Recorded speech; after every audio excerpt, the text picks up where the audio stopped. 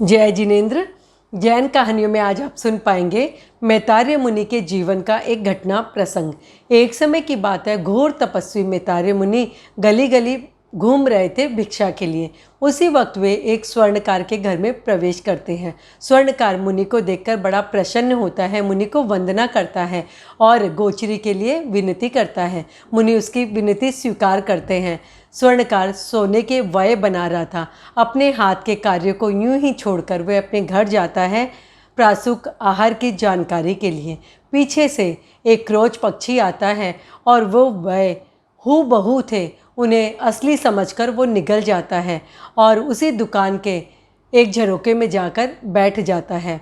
अभी मैतार्य मुनि सारे घटनाक्रम को देख रहे थे। स्वर्णकार अपने घर से आता है और अचानक उसकी दृष्टि पड़ती है उस स्थान पर जहाँ वो बैठकर कार्य कर रहा था, सोने के वय बना रहा था। वहाँ पर वय नहीं थे। अभी वो बड़ा आश्चर्य में पड़ जाता है, स्तंभित हो जाता है कि मुनि के अतिरिक्त यहाँ कोई आया नहीं, मेरे वय कहाँ गए। वो मुनि से पूछता है, मुनिवर मेरे स्वर्ण वय यहाँ पड़े थे, वे कहाँ चले गए?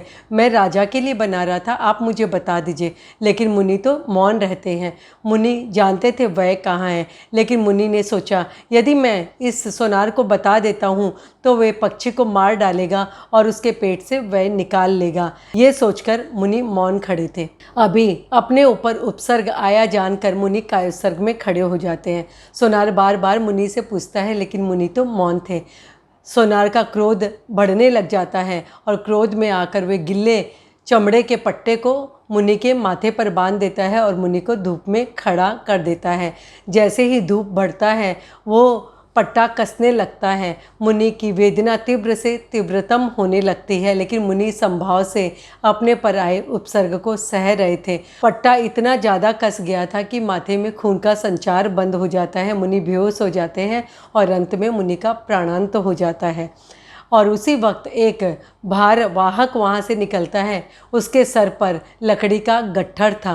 वह भार से आक्रांत हो जाता है और उसी दुकान के सामने अपने लकड़ी के गट्ठर को वो गिरा देता है। उससे बहुत तेज स्वर होता है, आवाज़ होती है, जिससे क्रोच पक्षी भयभीत हो जाता है और वहीं पे विष्टा कर देता है। उस विष्टा में वो स्वर्ण वय निकल जाते हैं जो कि उसने निगल लिए थे। सोनार स्वर्ण वय को देखता है, उसे बड़ा आश्चर्य होता है, उसे बड़ी आत्मग्लानि होती है, मैंने मुनि के साथ ये क्या कर दिया।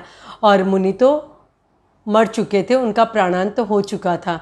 इस तरह मैतार्य मुनि ने अपने ऊपर आए हुए उपसर्ग को संभाव से सहा और जीव दया की अनुपालना की। ये था मैतार्य मुनि के जीवन का एक घटना प्रसंग। जैन धर्म की रोचक जानकारी के लिए देखते रहिए जैन कहानियाँ। जिन आज्ञा विरुद्ध कुछ भी कहा हो तो मिच्छामि दुक्कडम। जय जिनेंद्र।